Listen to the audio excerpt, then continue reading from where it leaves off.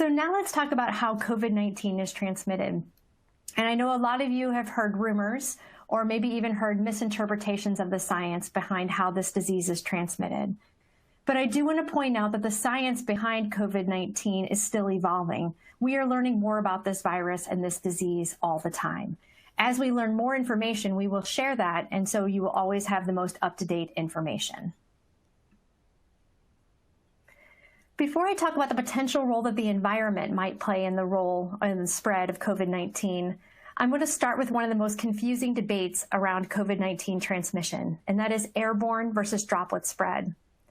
The primary confusion lies in the way that the terms are used by the general public or in some science fields versus how they are used in healthcare and within public health.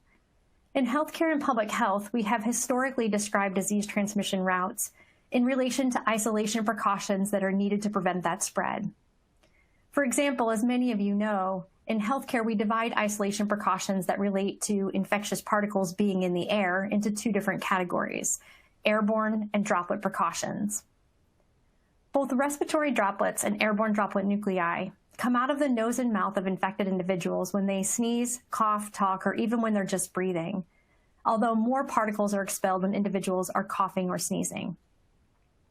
However, the size, the distance that these infectious particles can travel, and the amount of time that they can remain suspended in the air are not the same. So let's start by talking about respiratory droplet spread diseases. Respiratory droplets are large, wet, and heavy, relatively speaking. Most respiratory droplets tend to fall very quickly, usually in just a matter of minutes, and they tend to fall close to the infected person, about 3 feet away. Although smaller respiratory droplets can travel farther away, as much as 3 to 5 feet from the infected person. Airborne spread diseases are those that generate infectious aerosols and/or airborne droplet nuclei, which are very tiny infectious particles. They can be as small as 5 microns in size. And because they're so small, they can attach themselves to dust particles and be carried very far distances. For airborne spread diseases like measles or smallpox, these particles have been found to be able to spread through multiple floors of a hospital. Airborne diseases spread from person to person very quickly because air currents can carry the viruses far from the infected person, and because those very small infectious particles can remain suspended in the air for multiple hours. We use droplet precautions or droplet isolation for patients that have respiratory droplet spread diseases, and we use airborne precautions for airborne spread diseases. But here is where the controversy comes in. So what I just said sounds as though these are two dichotomous and distinct categories of infectious particle size that leads to two forms of disease transmission that are differentiated by the size of those particles, how far the particles travel, and how long they stay in the air. And what I just described also makes it sound as though respiratory droplets never travel farther than about 5 feet, never stay suspended in the air for a long period of time, and that they are not affected by other environmental factors such as airflow, HVAC systems, or the size of the room or the space. But in reality, it's just not that simple. Infectious particles do not fall into just two categories of size. They fall along a continuum of size, ranging from large to very tiny. At the very least, there's a middle category of small infectious particles that can remain suspended in aerosols and travel farther than 6 feet from the source. But what we don't know is exactly how many of those smaller sized infectious particles are generated from infected individuals, nor if there are enough of those generated to actually cause an infection. It seems likely, based on our epidemiological studies, that these smaller infectious particles do play a role in disease transmission in certain specific situations, such as when you're in a crowd of individuals in a small or enclosed space that has poor HVAC and when people are not wearing masks. So for example, outbreaks have been associated with a crowded bar, a prolonged choir practice in a room that lacked windows, and a prolonged indoor birthday party, all of which involved crowds of people not wearing masks nor staying 6 feet away from one another. So let's talk about the term aerosol. Well, the term aerosol has been used to define respiratory droplets of a certain size, smaller infectious particles, as well as to describe a collection or cloud of those respiratory droplets in the air. In healthcare, we use the term aerosol in relation to aerosol generating procedures, or AGPs for short. AGPs are medical procedures that can generate a brief infectious aerosol. However, this is not the same thing as a disease being airborne and requiring airborne isolation all the time. These aerosol generating procedures, or AGPs, do pose an infection risk to healthcare workers who are in the room during the procedure, unless they're wearing respiratory protection. This is because the AGPs do generate much smaller sized particles that require the use of a respirator versus a surgical or procedure mask. It's important to note that there is no standard universal agreement on what constitutes an AGP. Some national organizations have released their own list of AGPs, none of which match with one another, although there is some overlap across the lists. The three major infectious disease national organizations, the Society for Healthcare Epidemiology of America, or SHAE, the Association of Professionals in Infection Control and Epidemiology, APIC, and the Infectious Diseases Society of America, IDSA, are currently developing a document that describes the challenges inherent in pinpointing exactly which medical procedures are AGPs. The organizations believe that the infection risk will fall along a continuum, depending on what procedure is being performed and how many infectious particles are believed to be generated during that procedure. Now, as of this webinar recording, that document has not yet been released. But when it is released, it's going to consist of a risk assessment tool rather than a definitive list of AGPs. Two medical procedures that are believed to be the highest risk for AGPs are intubation and bronchoscopy, both of which are believed to produce infectious aerosols and place healthcare workers at risk of exposure unless they're wearing respirators or an equivalent form of respiratory protection. So how does the CDC use the term airborne in relation to COVID-19?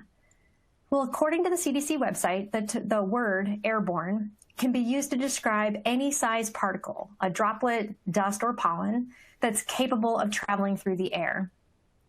The CDC then explains that, and this is a quote, "Most infectious disease and public health experts reserve the term airborne specifically for use in the context of airborne transmission to describe infections capable of being transmitted through exposure to infectious, pathogen-containing small droplets and particles suspended in the air over long distances and that persist in the air for long times." So in other words, the CDC is not talking about airborne transmission for COVID-19 the way that we talk about airborne transmission in healthcare as needing airborne isolation or airborne precautions. So what does all of this mean? Well, at the end of the day, it doesn't actually mean that much in terms of changing our nursing practice.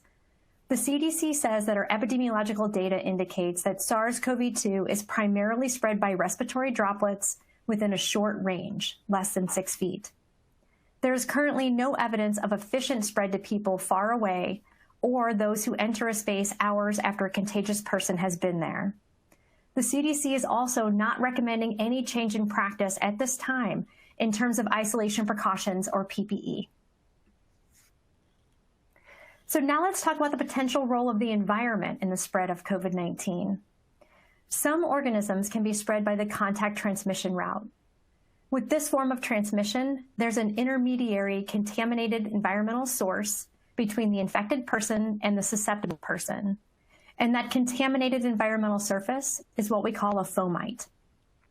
There is an occupational health risk for nurses or other healthcare personnel if they touch a contaminated surface or piece of equipment and then touch their nose or their mouth.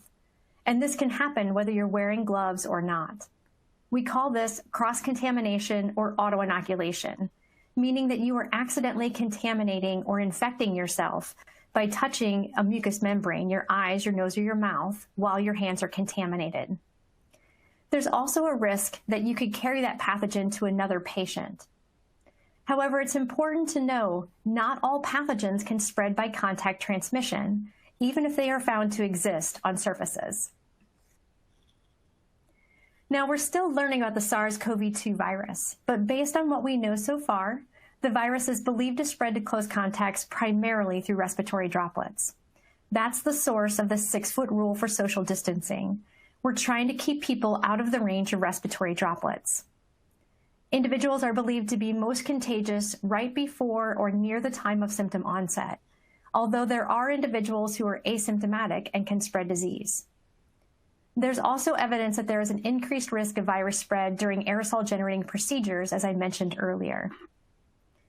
We also have some limited evidence that a person can get COVID-19 through contact with a contaminated surface, but this is not believed to be the main way that the virus spreads. So as I just mentioned, COVID-19 is believed to spread primarily by respiratory droplets. However, the virus has been found to survive on hard surfaces for up to a few days. But the infection risk related to this remains unclear. Survival times for various surfaces are listed on the slide. If there is any infection risk from the environment, it's going to be related to hard surfaces, things like desks, keyboards, and doorknobs. Studies have found that SARS-CoV-2 can survive on fabric and other soft materials, or on cardboard and perhaps other types of paper for up to 24 hours, but none of these are believed to be an infection risk. Evidence suggests that it's harder to catch the virus from a soft surface like fabric or from paper or cardboard than from frequently touched hard surfaces like elevator buttons or door handles. However, even though these hard environmental surfaces might play a role in SARS-CoV-2 disease transmission, the exact risk related to these hard surfaces is believed to be small. You have to remember that the amount of live virus will decrease over time on hard surfaces because viruses just don't live that long outside of individuals' bodies. Within just a short period of time, from minutes to a few hours, there is less than 0.1% of the starting viral material. And just because an organism can survive on a surface does not necessarily mean that it poses an infection risk to others. That pathogen has to have a way to move from the contaminated surface into the body of a susceptible person, and then there has to be enough virus there for it to cause an infection. So even though pathogens on hard surfaces pose a theoretical infection risk, we just don't know for sure exactly how large that risk is. But because that theoretical risk remains, the CDC says to disinfect surfaces correctly and frequently to prevent someone from becoming infected from those surfaces, and to always perform hand hygiene after touching a surface that might have been touched by an infected person. When thinking about the risk of becoming infected after an exposure, it's important to keep in mind that it's not as simple as just being within 6 feet of an infected person for 15 minutes or longer. You have to be exposed to enough virus to become infected. And the more virus to which you're exposed, the more likely you are to be infected and the more severe your disease is likely to be. We call this a dose response. So the goal is to minimize the amount of virus to which you're exposed. However, there are multiple factors that contribute to the amount of virus to which you are exposed in any particular situation. And all of these combined will result in a total viral exposure dose. So for example, the amount of virus that an infected person emits into the air will affect your exposure dose. If that infected person is not wearing a mask, if they're coughing, sneezing, projecting their voice, or singing, they're going to be emitting more virus than if they were wearing a mask or if they were asymptomatic. Airspeed and turbulence will also play a role. The more air movements in a space, the more diluted that virus is going to be, making that space safer. Indoor spaces, crowded spaces, and smaller spaces in terms of air volume are all higher risk because they result in more virus being within your airspace or near you compared to being outdoors, in a less crowded space, or in a larger room that would help to dilute that virus. The amount of time you spend in a shared airspace with an infected person will also play a role in determining the amount of virus to which you're exposed. And lastly, if you're wearing a mask while in public or in a shared space with an infected person, that's going to minimize the amount of virus to which you are exposed. So all of these factors will combine, result in a probability about the chances of you becoming infected after being around an infected person. You can minimize your exposure risk by spending more time outdoors, in larger or less crowded areas, in areas or spaces that have better airflow, or in places where everyone is wearing a mask.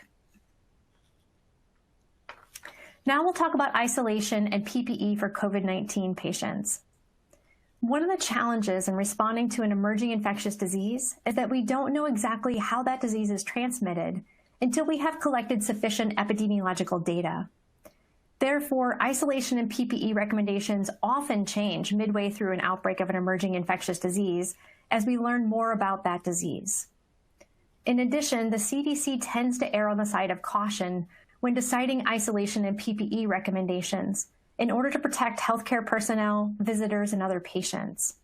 Now, I realize this can be confusing with all of the changing guidance, but please know that this is done because we are gaining epidemiological data that better helps inform our practice decisions. As of November 4th, 2020, the CDC recommends that individuals known or suspected to be infected with COVID-19 be housed in a single-person room with the door closed. All aerosol-generating procedures being performed on a COVID-19 patient should take place in an airborne infection isolation room, or an AIIR, or as we more informally call them, negative pressure rooms or areas. As I mentioned earlier, one of the most critical infection prevention measures is to quickly identify infected individuals and isolate them. It's always best to take a conservative approach to isolation and lean towards over-isolating rather than under-isolating patients. It's best to put symptomatic patients on isolation until COVID-19 has been ruled out, rather than wait for lab confirmation, because that could take days to weeks, depending on the type of test that's being used. An example of the need to be proactive in implementing isolation was the SARS-CoV-1 outbreak in Toronto, Canada. An epidemiological study found that for every day during which an infected SARS-CoV-1 patient was not identified and isolated properly, 10 healthcare workers became infected. Isolation is a very effective intervention, but only if it's implemented rapidly. If your facility is not implementing universal masking, meaning having every person who enters wear a mask, then it's critical that you screen individuals when they enter, provide a mask to those who have respiratory symptoms, and have those individuals wait in a separate waiting area or isolation area whenever possible. So aside from universal masking, hand hygiene is one of the most critical infection prevention interventions that you can use during this pandemic to protect yourself, your patients, and your visitors from illness. Hand hygiene is very effective at preventing disease transmission, but it has to be done correctly and consistently.